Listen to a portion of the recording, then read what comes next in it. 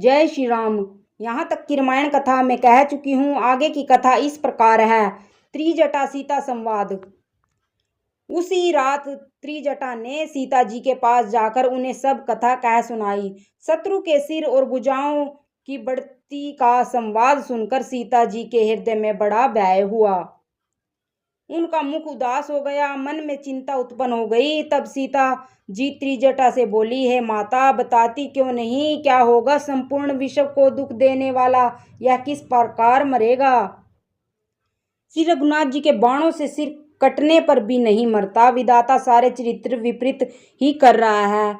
सच बताओ, यह है कि मेरा दुर्भाग्य है उसे जिला रहा है, जिसने मुझे भगवान के चरण कमलों से अलग कर दिया। जिसने कपट का झूठा स्वर्ण मृग बनाया था, वही देव अब भी मुझ पर रूठा हुआ है। जिस विधाता ने मुझसे दुस्सहा दुख सहन कराया और लक्ष्मण को कड़वे वचन कहलाए, जो श्री रघुनाथ जी के विरह रूपी बड़े विषैले बाणों से तक तक कर मुझे बहुत बार मार कर अब भी मार रहा है, और मेरे ऐसे दुख में भी जो मेरे प्राणों को रख रहा है, वही विधाता उसको जिला रहा है, दूसरा कोई नहीं। कृपा निदान श्री राम जी की याद कर करके जानकी जी बहुत प्रकार से विलाप कर रही है।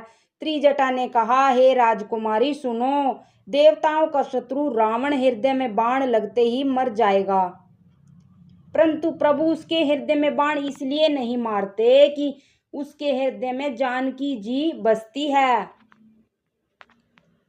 वे यही सोचकर रह जाते हैं कि इसके हृदय में जानकी का निवास है, जानकी के हृदय में मेरा निवास है, और मेरे उदर में अनेकों भुवन हैं। अतः रावण के हृदय में बाण लगते ही सब भुवन का नाश हो जाएगा। यह वचन सुनकर सीता जी के मन में अत्यंत हर्ष और विषाद हुआ। देखकर त्रिजटा ने फिर कहा, हे सुंदरी, महान संदेह का त्याग कर दो। अब सुनो, शत्रु इस प्रकार मरेगा। सिरों के बार बार काटे जाने से जब वह व्याकुल हो जाएगा और उसके हृदय से तुम्हारा ध्यान छूट जाएगा, तब सुजान श्री राम जी रावण के हृदय में बाण मारेंगे। ऐसा कहकर और सीता जी को बहुत प्रकार से समझाकर फिर त्रिजटा अपने घर चली गई। श्री रामचंद्र जी के स्वभाव का स्मरण करके जानकी जी को अत्यंत विरह व्यथा उत्पन्न हुई।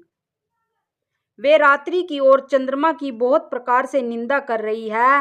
रात युग के समान बड़ी हो गई है, वह बीतती ही नहीं। जानकी जी श्री राम जी के विरह में दुखी होकर मन ही मन भारी विलाप कर रही है।